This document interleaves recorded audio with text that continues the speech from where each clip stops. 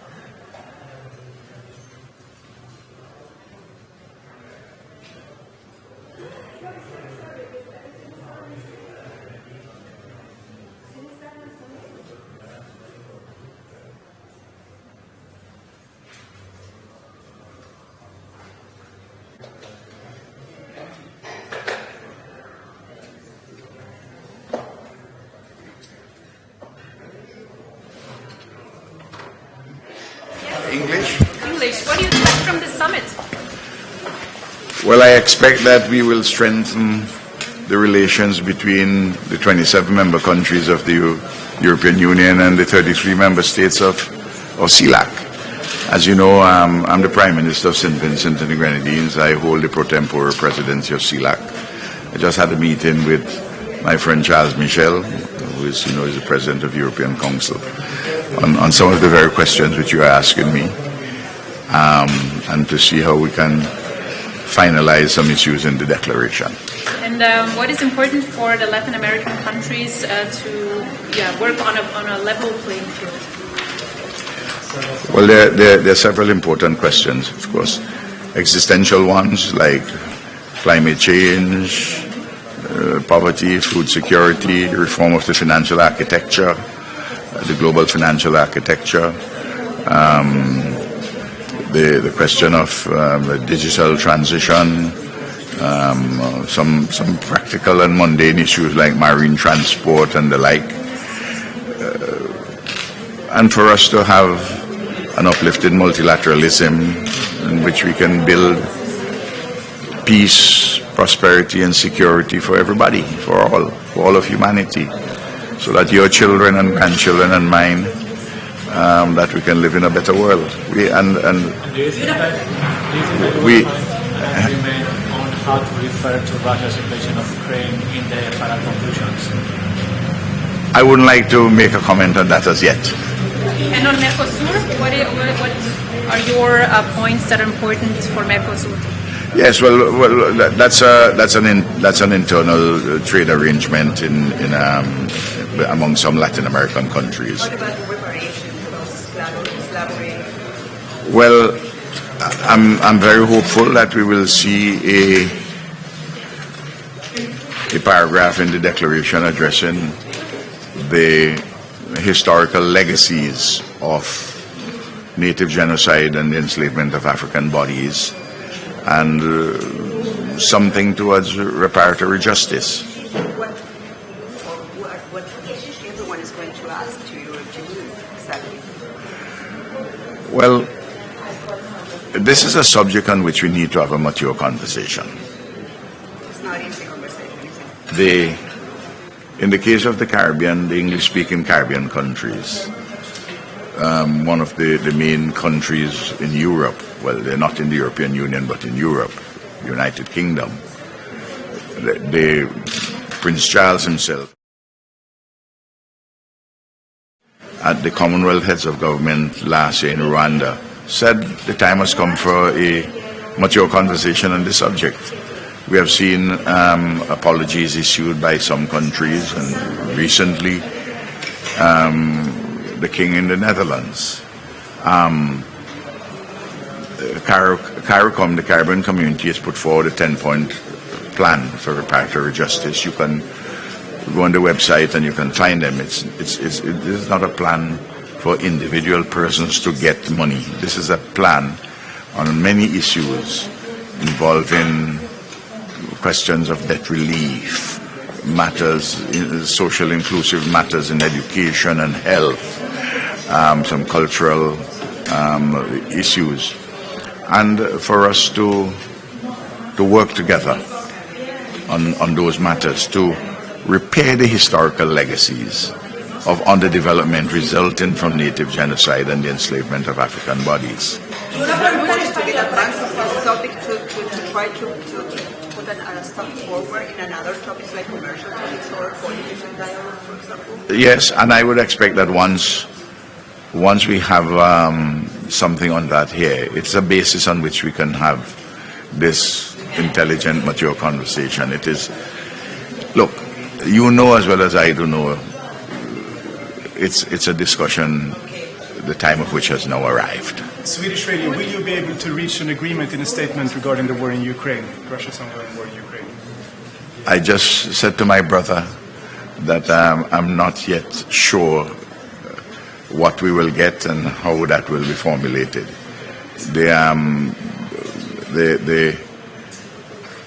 I'm sure at this moment as we are speaking that language in that regard is being discussed at. But why is it so hard to condemn a war where people are dying, and in the United Nations you condemn it? So why is it so hard to condemn? Understand this. There are individual countries struck votes at the United Nations, including our own country, which condemned the aggression. But there are countries which either abstained or took another position.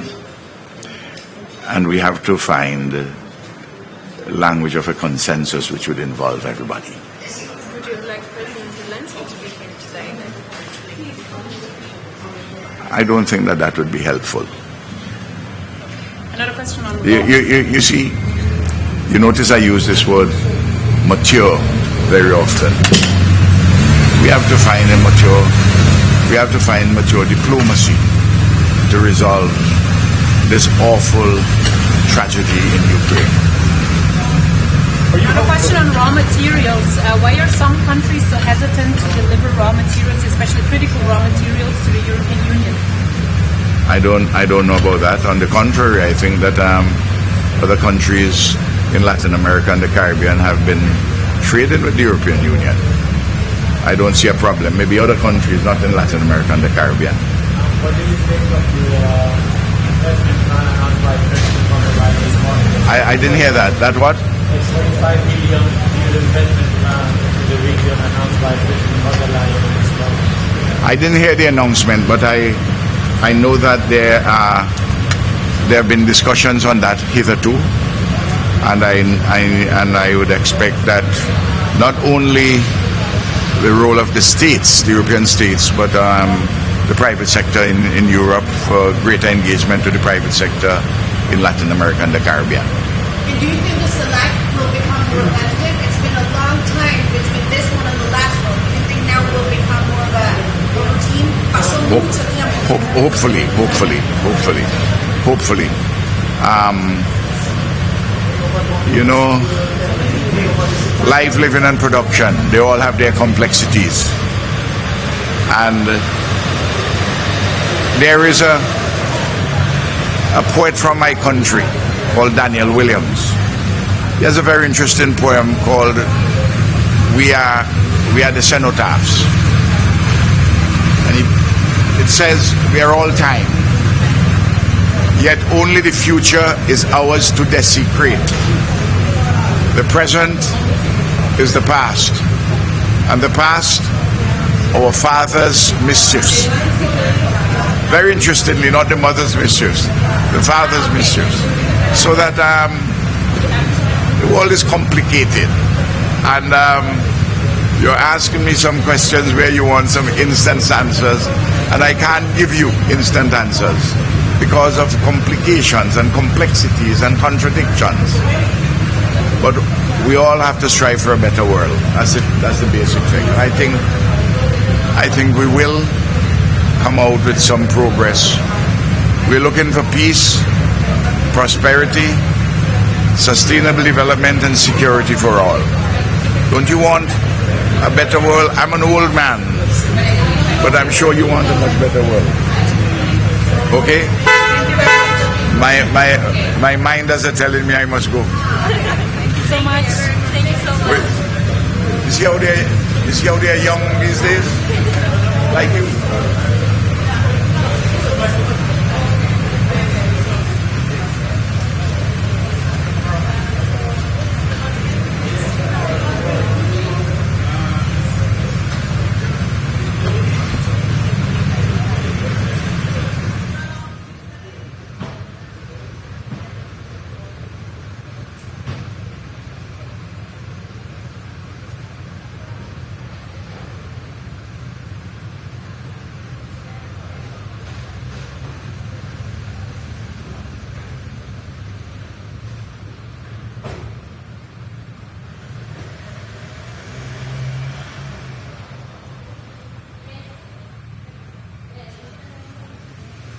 Starten auf.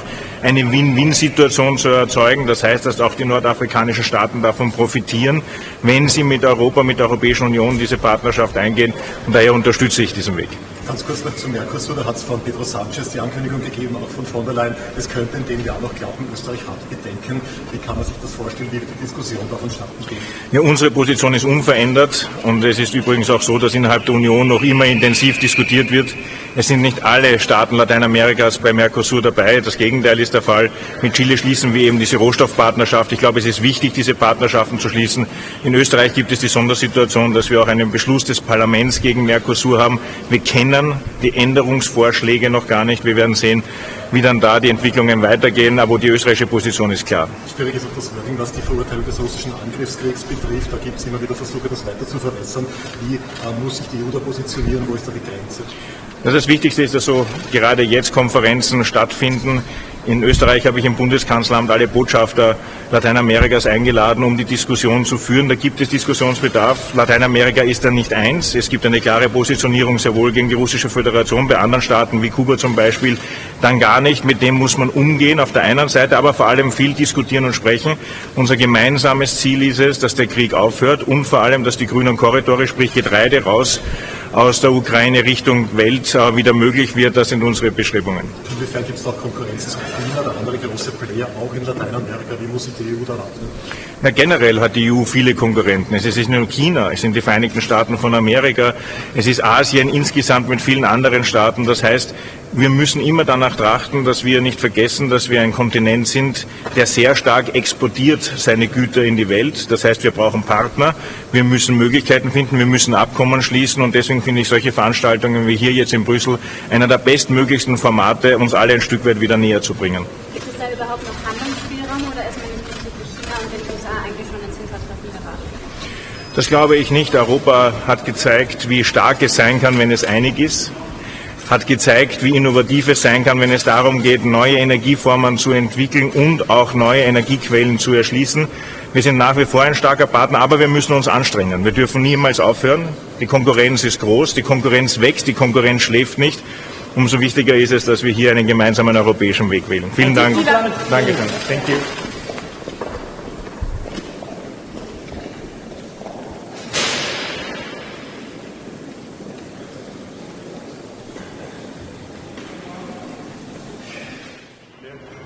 Darüber hinaus ist es für uns ein Kontinent, der wichtig sein wird in der Frage grüner Wasserstoff und E-Fuel.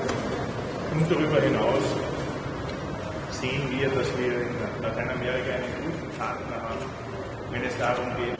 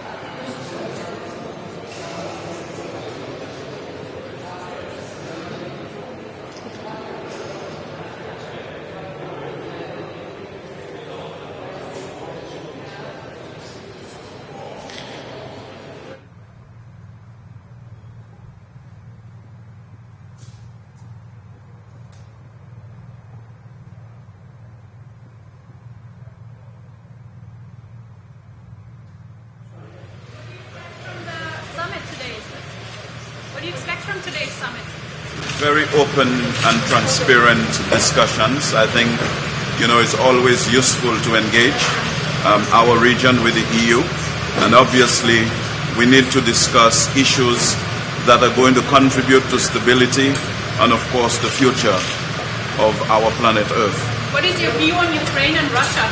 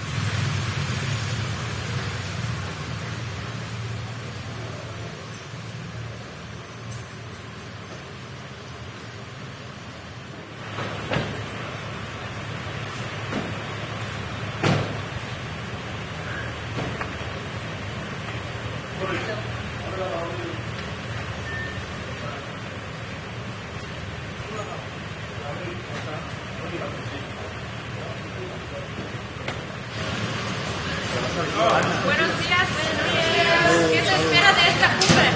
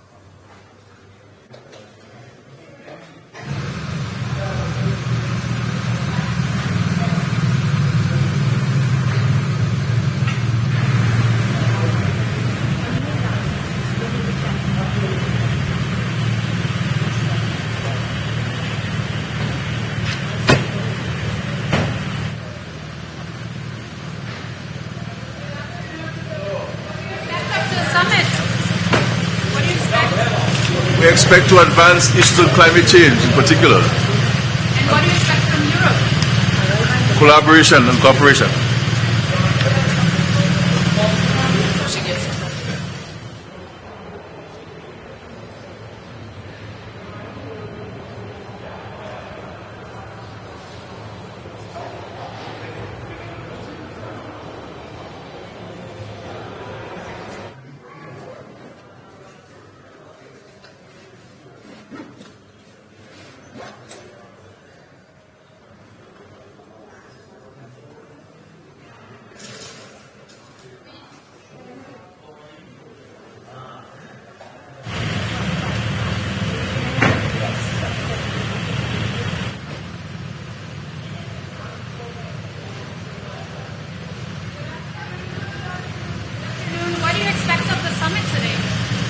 Expecting great things. We're expecting that a lot of the issues that are common to both sides will be dealt with. What do you expect from the European Union for your region?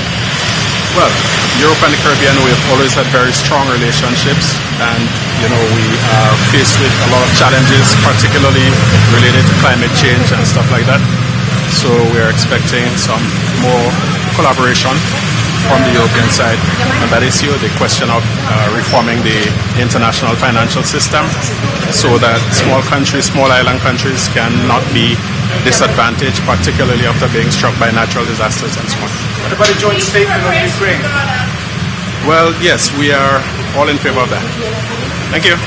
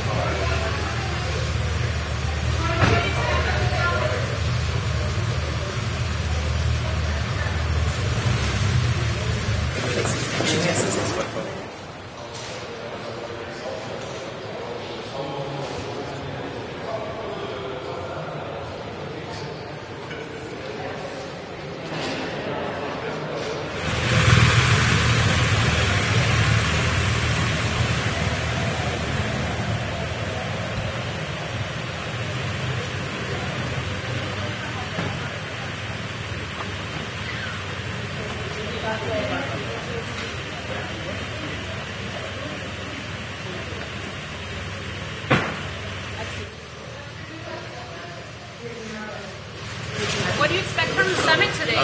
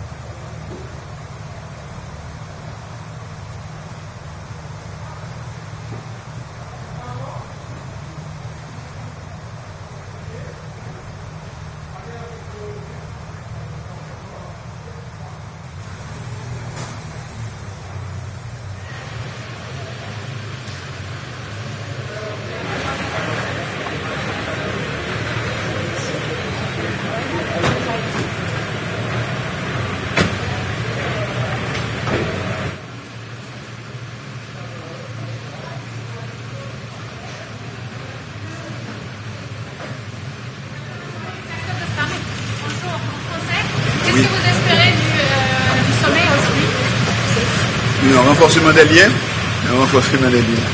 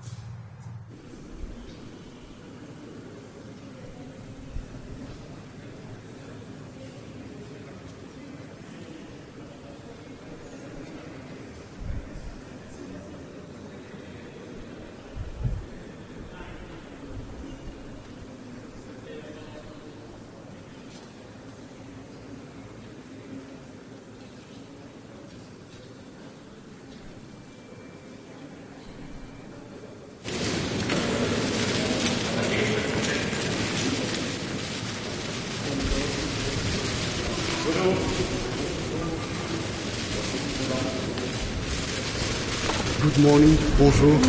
This is today the first summit with the Latin American countries in 8 years. And our goal is very clear. We would like to give a new impetus for our relationships.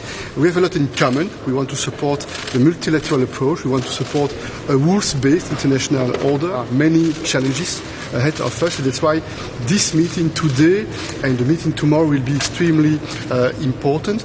We also represent together 1 billion citizens. We also represent together 20% of the global GDP. It means that when we are able to band together, we can make the difference. And I'm very optimistic. I know that there are still some ongoing discussions to make sure that we'll have the occasion to agree on a joint communique. But I'm confident that we will express a very strong message, and it will develop a strong cooperation, a strong coalition in the interest of our continents, in the interest of our people. Ce sommet se déroule après 8 années qui se sont écoulées depuis la dernière réunion.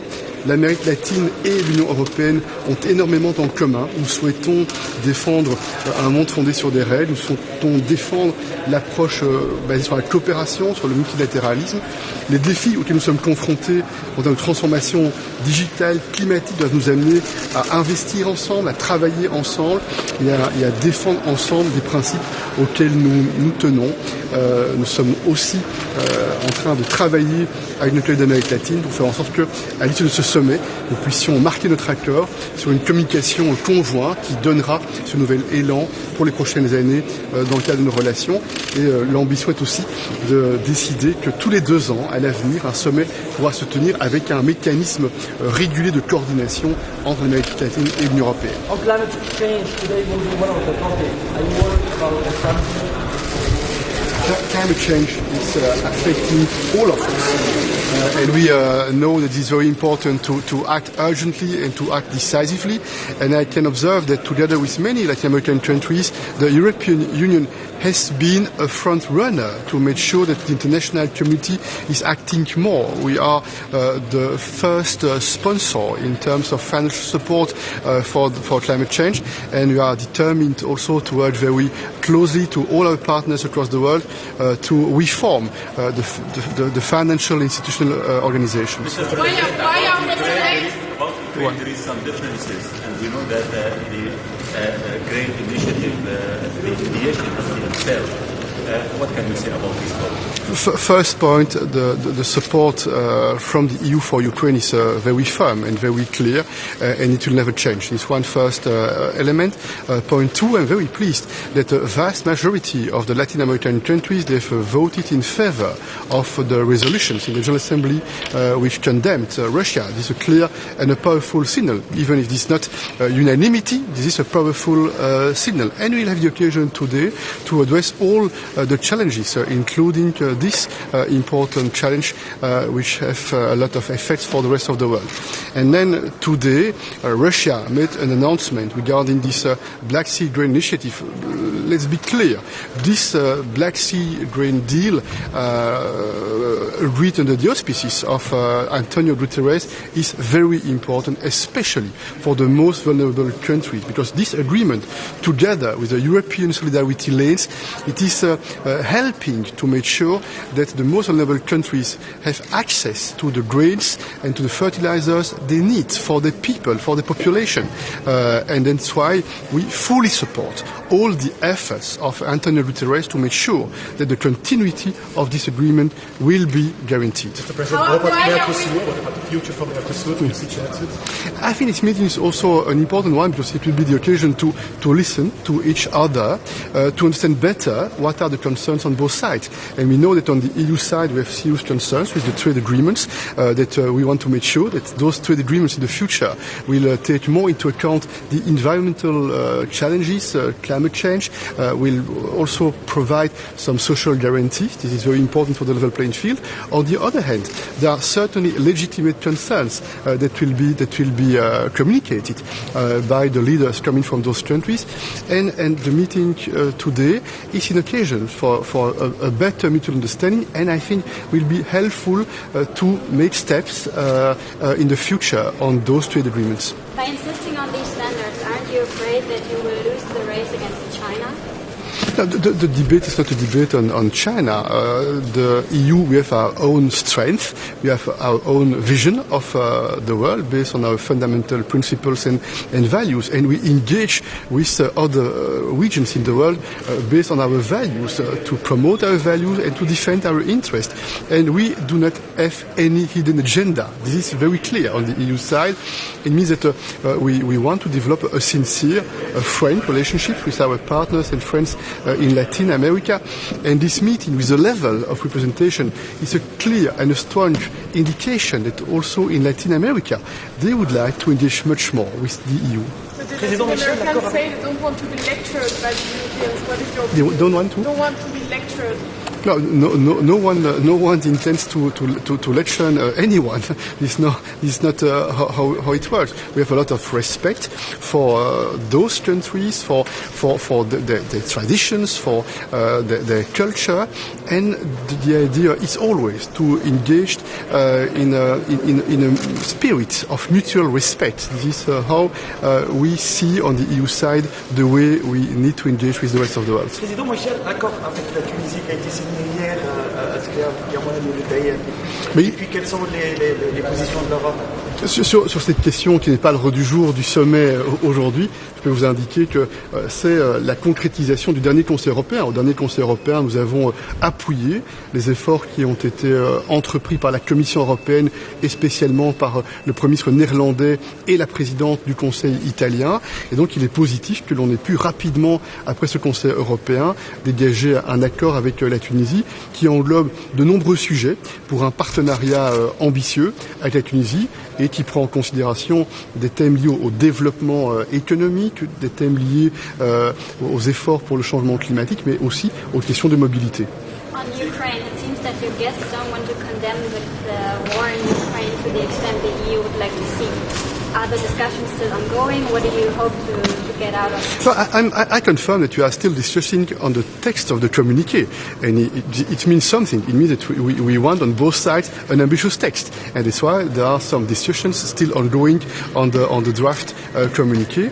On Ukraine, one thing is clear: a vast majority of the Latin American countries decided to condemn Russia, and this was translated in several votes in the General Assembly of the United Nations. Merci beaucoup. Thank you. Support this formula of Zelensky because EU supported. What about Latin? Yeah, we would like to discuss with our Latin American friends and to explain why we think it's very important to support Ukraine and why we are absolutely convinced it's important not to allow Russia to win. Because if Russia would win, then it means that we are all in danger. Why? Because Russia is member of the Security Council, point one, and we need to defend the UN Charter. We need to defend the territorial integrity and sovereignty. And we know that there are different opinions, different sensitivities on the question, and that's why we will do everything to support this idea that a just peace means a peace based on the UN Charter, means a peace based on the respect for the principles of justice. So, formula of Zelensky, you will discuss it, this formula of Zelensky. This is very clear that we'll have the opportunity to address all the topics, and you can see today there was again an announcement made by Russia following which they seem to put on hold the Black Sea Grain Initiative. It will have huge effect for the rest of the world, especially for the most vulnerable countries. It means that this war launched by Russia against Ukraine, this is a question of global security, and that's why we'll also address the question in the hours to come. Thank you. Merci beaucoup. En français? Oui, en français, on peut le faire en français, ne vous inquiétez pas. Alors, Monsieur Michel, oui. tenga algún tipo de acuerdo con eso. Sí, Julio, estamos con el presidente del Consejo Europeo, el señor Patrick Michel. Monsieur Michel, merci beaucoup de nous joindre. Merci d'être présent pour suivre cette importante réunion avec les pays d'Amérique latine. Alors, qu'est-ce qu'on peut attendre de ce sommet? C'est un sommet qui se tient après 8 ans, sans avoir eu l'occasion de se rencontrer au plus haut niveau entre l'Europe et l'Amérique latine. L'Amérique latine et l'Union européenne représentent 1 milliard de citoyens, représentent aussi 20% du produit intérieur brut global. Et c'est un sommet pour donner un nouvel élan, pour donner une nouvelle force à la relation entre l'Union européenne et l'Amérique latine. On a beaucoup de points en commun, on a aussi des nuances sur certains sujets, et c'est l'occasion de mieux se comprendre, de se respecter et de voir comment on peut se rassembler autour de quelques objectifs communs. Et pourquoi on doit attendre 8 ans pour avoir ce sommet? Ça, il faudra demander à mes prédécesseurs et aux prédécesseurs de ceux qui sont actuellement aux commandes en Amérique latine. Une chose est certaine, en tout cas, depuis de très nombreux mois, nous travaillons avec nos partenaires d'Amérique latine pour réaliser ce sommet. J'ai eu l'occasion, et j'en suis très heureux, de participer au sommet du Celac au Mexique, il y a quelque temps déjà, en Argentine, c'était au mois de janvier, pour lancer ces préparations politiques de ce sommet. Je suis optimiste, on doit regarder vers l'avenir. Je vois que sur les questions de transition climatique, de transition digitale, nous partageons souvent les mêmes objectifs. Sur le support pour un ordre mondial fondé sur des règles, la Charte des Nations Unies, nous sommes très souvent également sur la même position. Et puis il y a des points sur lesquels il y a des différences, il y a des nuances, et on doit, avec respect, pouvoir aussi discuter des points pour lesquels on n'est pas spontanément d'accord. Le président Zelensky n'a pas été invité. Est-ce que vous êtes déçu? C'est pas une question, il n'y a pas une question de déception. C'est un sommet entre l'Union européenne et l'Amérique latine. Et il est certain que l'Union européenne, systématiquement, dans l'ensemble de nos conversations avec nos partenaires dans le monde, nous expliquons pourquoi nous soutenons l'Ukraine. Et nous expliquons pourquoi nous encourageons tous les pays dans le monde à soutenir la souveraineté territoriale de l'Ukraine et la Charte des Nations Unies. Il y a une guerre brutale menée par la Russie contre l'Ukraine. C'est une violation flagrante de la Charte des Nations Unies. Et nous pensons que tous les pays qui veulent défendre la stabilité et la sécurité devraient soutenir l'Ukraine. Merci beaucoup de nous joindre. Merci à vous. Michel. Merci à vous. Au revoir.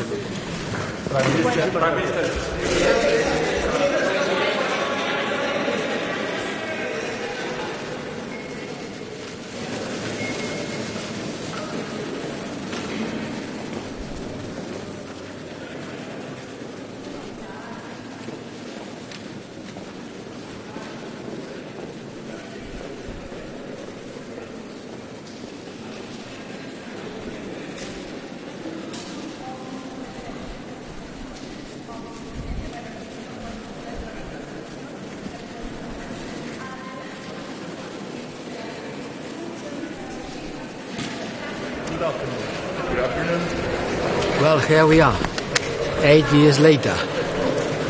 8 years after the last meeting, we are here holding this European Union Celac meeting, which is in the current geopolitical circumstances is a political imperative. It's a moment to reunite, to relaunch, and to rebuild a relation. We are altogether 1 billion people, 60 countries. I think it's going to be a success on itself, but the meeting is something more than a meeting. It's the starting point of a new relationship within the European Union and Latin America. We talk about digital alliances. We will have a specific meeting with the Mercosur ministers, another meeting with the Caribbeans, another about Venezuela, and then the plenary session, plus the business forum, plus the social forum. It's full of events. And I am very happy that most of the European and Latin American leaders came. For me, it was one of the most important events during my term. We work a lot for that to happen, and I am sure there will be a success and a good starting point for a stronger relation between Latin America and the Caribbean and the Europeans. Estamos unidos por la cultura, estamos unidos por la historia. Somos socios naturales, pero hemos de ser algo más que el resultado de la historia. Hemos de ser el resultado de la voluntad política de seguir trabajando juntos. Hay que hacer inversiones, hay que hacer cables ópticos, hay que hacer carreteras, puentes, fábricas, pero sobre todo hay que crear derechos y libertades que unan políticamente a esas dos partes del mundo que tienen tanto en común. Why did it take so long? Don't have to shout. Are you afraid that the compromise on Ukraine will be watered down too much? Yes, we are working on that. I'm sure we will find a way of saying what we have already been said in the United Nations. I don't expect more than that, to repeat what has already been said in the United Nations about the Russian invasion of Ukraine. Why did it take so long and why now? That's a good question. Why did it take so long? Well, the COVID helped. During the COVID, we stayed 2 years without a diplomatic relationship. But it's not only the COVID, because the COVID didn't last 8 years. It's because, since we were natural partners, we didn't pay enough attention. This is the reason. The Europeans didn't pay enough attention to the Latin Americans. And now we have to react and taking into account the new geopolitical scenario with the emergence of China and the new role of Russia, we have to express and to show not only concern, but engagement. Does that mean you're afraid you're losing the race against China, especially in Latin America? We are not in a race with China. China is growing, it's very big, it's growing, it's buying. It has become the first trade partner with Latin America, something normal. But we continue being the first investor in Latin America. And the role of Russia from the point of view of economic relationship is purely negligible. Mr. Borrell, about the Green Initiative. That's another big question. I am so sorry to say that today Russia has refused to prolong this deal. And this is something very serious that will create a lot of troubles to many people around the world. We, from our side, we will do everything we can through our solidarity lanes in order to make available the Ukrainian grain for the people who eat from it. And I have to blame Russia for this decision, completely unjustified, weaponizing the hunger of the people. But when Russia blamed the EU for not lifting the sanctions to allow their agricultural products. That's completely nonsense. There's nothing to do. That's just an excuse. On climate change today will be one of the topics. Are you worried about global warming? Certainly I'm worried.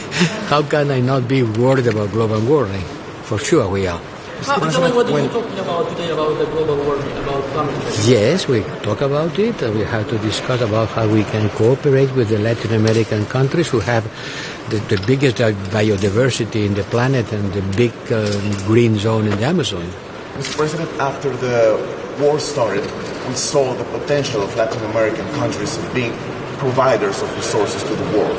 This scenario make Europe pay attention to Latin America and say, okay, we need to strengthen the relations. We don't have to look at the Latin American countries from an extractive approach.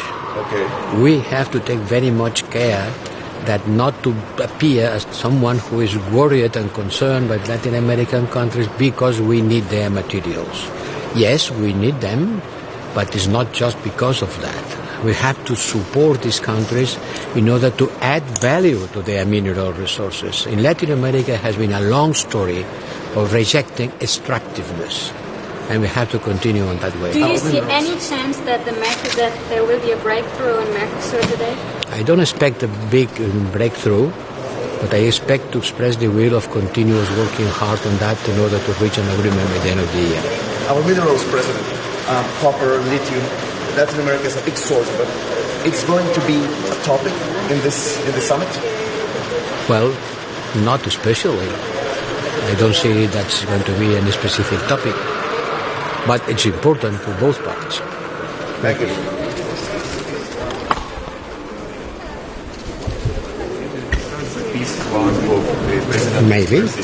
Maybe, I cannot tell. Señor Borrell, para Colombia, ¿qué podemos esperar de esta cumbre, señor Borrell? Esta cumbre, podemos esperar que América Latina y Europa se cojan de la mano y enfrenten juntos los problemas globales del mundo, trabajando en colaboración.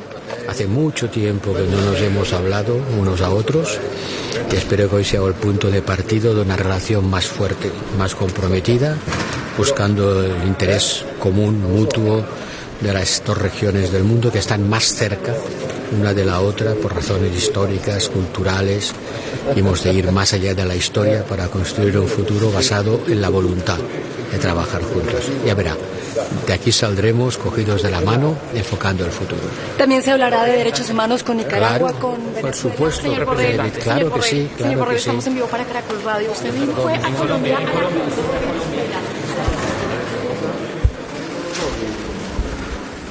Pues ya en eso vamos a trabajar, por supuesto, en eso vamos a trabajar. ¿Cuál sería el siguiente paso? ¿Cuál sería el siguiente paso?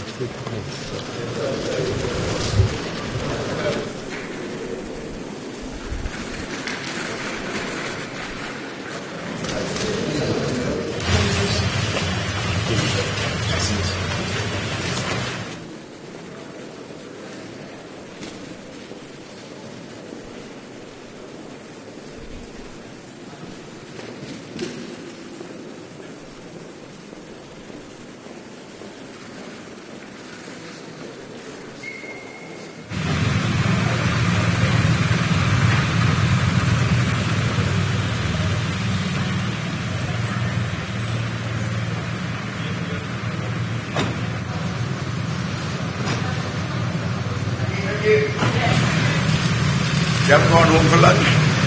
Marty, any updates? No update. Thank you.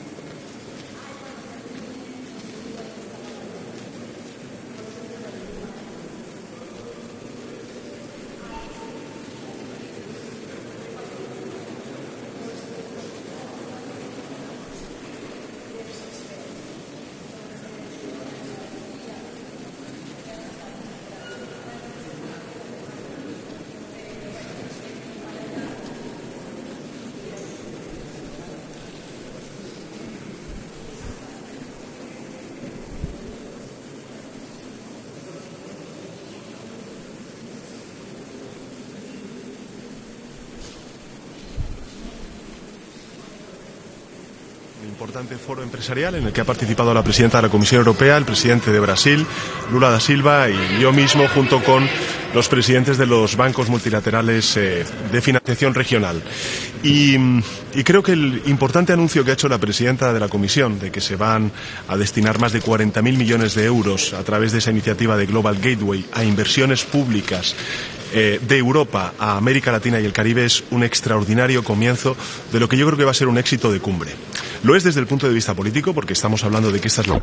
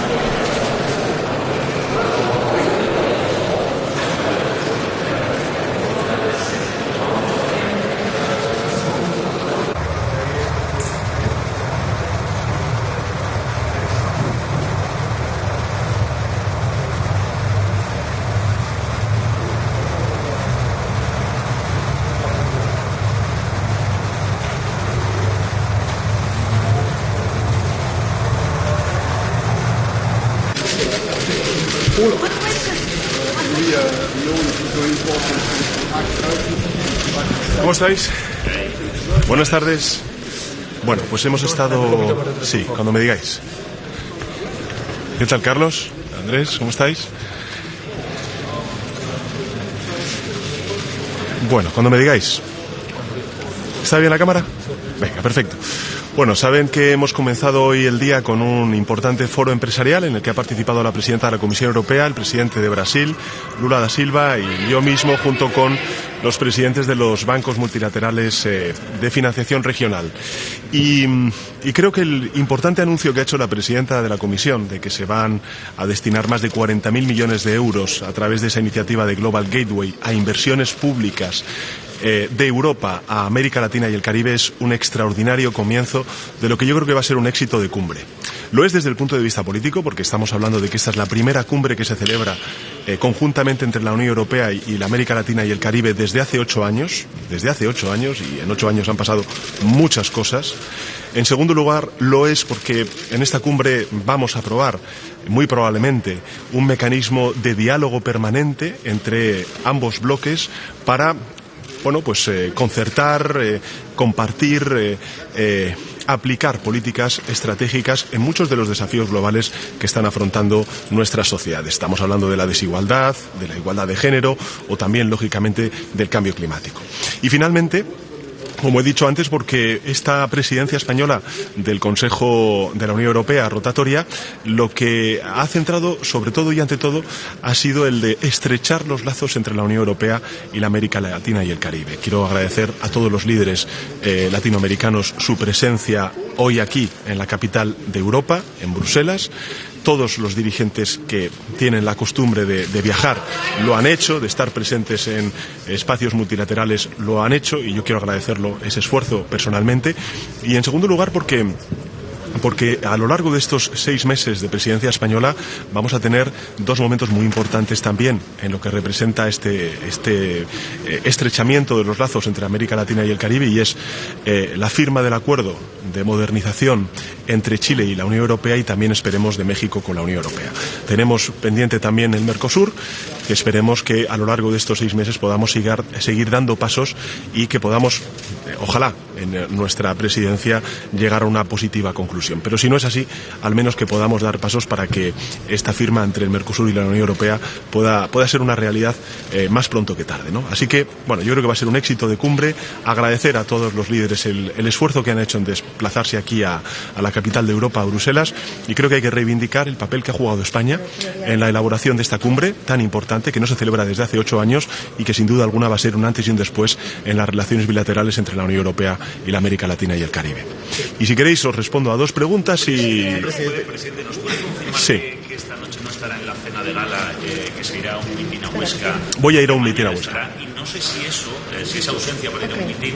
no, en absoluto, ¿lo entienden? De cara a que pueda parecer no, al contrario. Yo voy a estar, hombre, por Dios, llevamos más de 1 año trabajando, voy a estar presente en todos los actos formales, también los informales. En fin, todos los líderes entienden perfectamente que estamos a 5 días de las elecciones generales y que, por tanto, pues voy a hacer este sobreesfuerzo de ir a Huesca, de volver de madrugada y mañana estar aquí de nuevo con todos los líderes latinoamericanos y también europeos. Presidente, ¿qué tiene que decir sobre las palabras de Alberto Núñez Feijóo esta mañana en Televisión Española, que dijo que se readmite de que el PP sí revalorizó las pensiones en el 1% y la acusa otra vez a usted de mentir? Y acabamos de saber la última encuesta del CIS, que le da a usted ganador. ¿Confía todavía en ganar las elecciones? Sí, vamos a ganar las elecciones. Porque además la ciudadanía española, conforme se acerca la fecha de las elecciones, es más consciente aún de las oportunidades que podemos perder si no consolidamos estos avances que hemos logrado durante estos últimos 4 años y, por tanto, si no hay políticas progresistas, y, de otro lado, la amenaza real que representa un gobierno de coalición del Partido Popular con Vox, que sería un serio retroceso para España y sería un serio revés también para el proyecto europeo. Y a partir de ahí, sobre la cuestión que me ha preguntado de la revalorización de las pensiones conforme al IPC, yo creo que los pensionistas de nuestro país, los 10 millones de pensionistas de nuestro país, pero no solamente ellos, se merecen saber la verdad. Y la verdad es que el Partido Popular, cuando gobernó, no revalorizó las pensiones en esos años. Y la verdad es que ha votado sistemáticamente a lo largo de estos últimos años en contra de la revalorización de las pensiones conforme al IPC. Y la verdad es que aquí en Bruselas, cuando el Gobierno de España llegó a un acuerdo con la Comisión Europea para blindar por ley esa revalorización de las pensiones, vino personalmente el señor Feijóo a reunirse con la presidenta de la Comisión Europea y posteriormente con el comisario de Economía a decirles que se boicoteara este acuerdo, que este acuerdo no era el que quería el Partido Popular. Y esto no lo hizo nadie más que el señor Feijóo. Es más, hay que recordar lo que le dijo el comisario Gentiloni, que hiciera una oposición constructiva, pero no constructiva respecto a su gobierno, sino respecto a España. Por tanto, en fin, se han revalorizado las pensiones, hoy están blindadas conforme a una ley que aprobó las Cortes Generales sin el apoyo del Partido Popular y de Vox, y por tanto, esta es la verdad, estos son los datos, esto es indiscutible. Y esto es lo que merecen saber, lógicamente, los pensionistas de nuestro país. Presidente, sobre el Pacto Verde Europeo, es un punto clave tanto para Europa como América Latina. Así es. Se habla de que se deben hacer ajustes, pero con el rumor de que desde el lado europeo no se quiere tocar mucho el tema, sobre todo porque hay lados donde no quieren ser, sobre todo en temas como, por ejemplo, peticiones que se le hacen a América Latina con temas de fertilizantes, con envíos de frutas. ¿Van a tocar este tema? ¿Van a revisarlo con los latinoamericanos para ver en dónde se pueden encontrar consensos al respecto? Yo creo que, en primer lugar, en todo lo que representa la transición ecológica hay unas enormes complementariedades entre América Latina y el Caribe y Europa. Las tenemos. También en todo lo que representa las materias primas críticas. Y creo que en la declaración que mañana se aprobará se va a ver precisamente ese compromiso compartido que tenemos por la transición ecológica y la adaptación y la mitigación al cambio climático. Usted me pregunta precisamente por esas negociaciones entre la Comisión Europea y los países integrantes del Mercosur. Sabe que eso no corresponde a España, eso corresponde en las competencias en materia comercial a la Comisión Europea. Dejemos trabajar a los equipos técnicos y, desde luego, desde el punto de vista político y técnico por parte del Gobierno de España, vamos a estar empujando para que por fin podamos llegar a un acuerdo con el Mercosur. Hoy lo he dicho en el foro empresarial. Si logramos ese acuerdo, estaremos en condiciones de que el 94% de todo el continente de América Latina y el Caribe tenga algún tipo de acuerdo comercial con la Unión Europea. Venga, una última pregunta. Merci d'être présent pour suivre cette importante réunion avec les pays d'Amérique latine. Alors, qu'est-ce qu'on peut attendre de ce sommet? Vamos. C'est un sommet qui se tient après 8 ans. Yo estoy convencido de que vamos a llegar a un acuerdo. O sea, vamos, estoy convencido, yo creo que va a ser un éxito de cumbre. Lo es ya por la presencia política, lo ha sido también por el anuncio que ha hecho la presidenta de la Comisión de que van a ser más de 40.000 millones de euros, de los cuales 9.400 millones de euros lo va a destinar España en esas inversiones públicas en el marco del Global Gateway, y van a ser inversiones muy importantes para América Latina y el Caribe, porque van a estar centradas en todo esto que hemos hablado, en la desigualdad, en la educación, en la formación y, sin duda alguna, también en la transición ecológica con la que España está comprometida. Bueno, gracias. Bueno, gracias. Ya hemos hablado de eso en otras ocasiones. Carlos, venga, la última.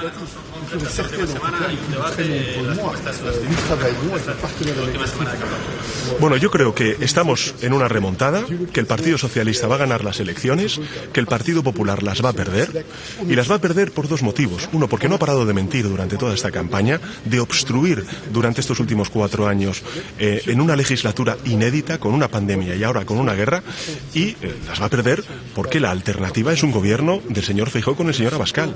Y eso, insisto, es un serio retroceso en nuestro país que nos metería, bueno, pues en una máquina del tiempo hacia el pasado, en el que yo creo que la mayoría social de nuestro país no está de acuerdo. Creo que hemos hecho un trabajo extraordinariamente positivo, el gobierno de coalición progresista, que solamente hay 2 opciones de gobierno a partir del 23 de julio, una del Partido Socialista con el partido de Sumar, de Yolanda Díaz, y otra del señor Feijóo con el señor Abascal. Y estoy convencido de que la mayoría social de este país va a optar por la primera opción, por un gobierno de progreso que consolide los avances que hemos logrado durante estos difíciles 4 años de legislatura, y que merecemos 4 años para que se consoliden y que no haya ningún gobierno en un futuro que pueda dar ninguna marcha atrás, ni en la revalorización de las pensiones, ni en la reforma laboral, ni por supuesto en la ley de eutanasia, ni en la ley educativa, ni en todo lo que estamos haciendo en política social. Bueno, muchísimas gracias.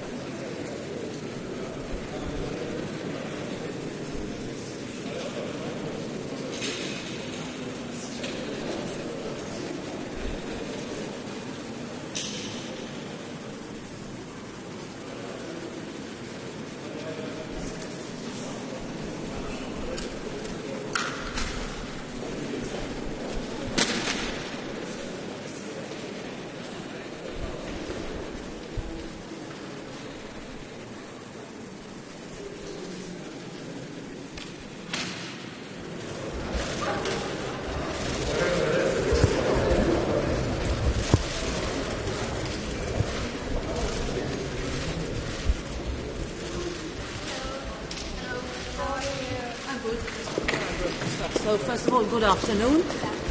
I'm very happy to be here. First summit in 8 years. Very high expectations on behalf of the European Parliament.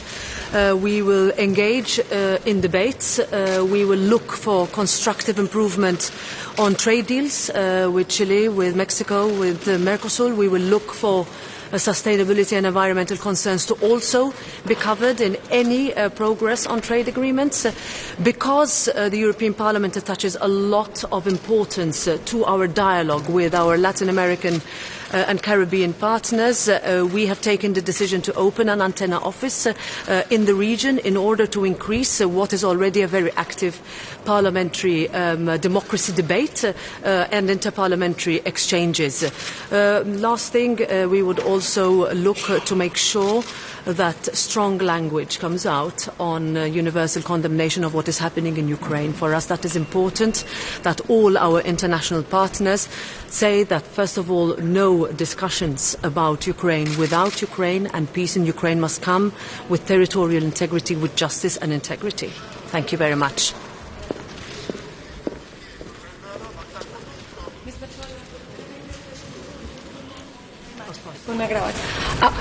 Hi, how are you? This is for W Radio. What can we expect for this summit here in Brussels? Well, first of all, there's very high expectations of this summit.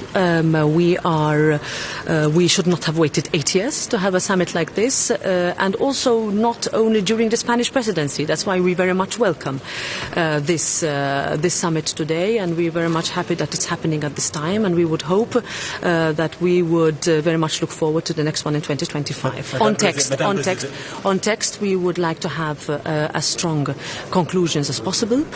We would like to have as strong progress as possible on trade agreements. For us, trade agreements are a win-win. This is not about a subsidy race or protectionism. This is about making sure that agreements are a win-win for all, and the European Parliament also pushes to make sure that we have as much protection of human rights, environmental and sustainability concerns. Lastly, we would look for as much as convergence as possible on the universal condemnation of what's happening in Ukraine, and that the European Parliament will be opening an antenna office in the Latin American region, because we see how important that is in order for us to continue to engage from a diplomatic and parliamentary perspective. What about the relationship with Venezuela, Nicaragua, and Cuba? Well, all our positions of the European Parliament are clear, and I will be pushing for those. Last question. About the Ukraine initiative.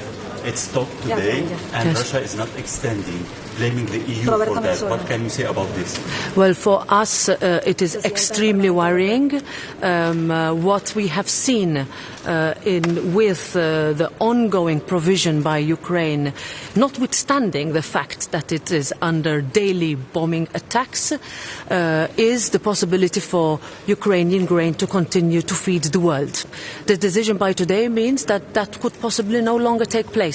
And our concern would be on the spillover effect, on the impact of such a decision, which is so regrettable, so worrying, and one that we would hope we would continue to find a resolution for, because countries are dependent on Ukrainian grain and will continue to do so. Thank you very much. Thank you.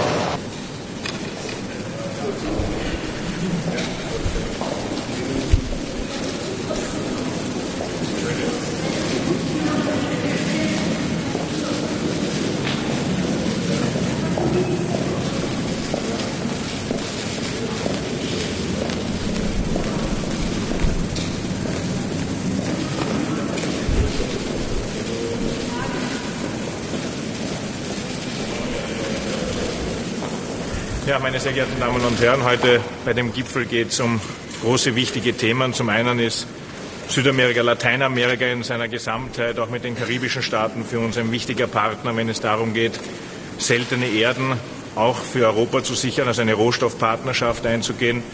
Das passiert jetzt gerade intensiv mit Chile. Darüber hinaus ist es für uns ein Kontinent, der wichtig sein wird in der Frage grüner Wasserstoff und E-Fuels.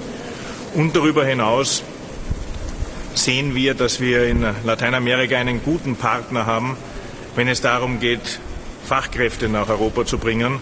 In vielerlei Hinsicht einen guten Partner haben, vor allem auch was die Integration betrifft. Erlauben Sie mir noch einen kurzen Ausflug nach Nordafrika. Hat es gestern diese Absichtserklärung gegeben von der Kommissionspräsidentin mit Mark Rutte und Giorgia Meloni. Was erwarten Sie sich denn von diesem Abkommen? Kann da Türkei wieder ein Vorbild sein und was kann das besser machen als die Türkei?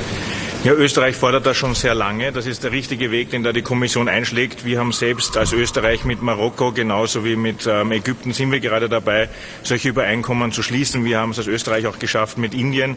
Es muss die Europäische Union diesen Weg konsequent weitergehen, weil es wichtig ist, Partnerschaften zu bilden auf Augenhöhe, gerade mit den nordafrikanischen Staaten auch eine Win-Win-Situation zu erzeugen. Das heißt, dass auch die nordafrikanischen Staaten davon profitieren, wenn sie mit Europa, mit der Europäischen Union diese Partnerschaft eingehen.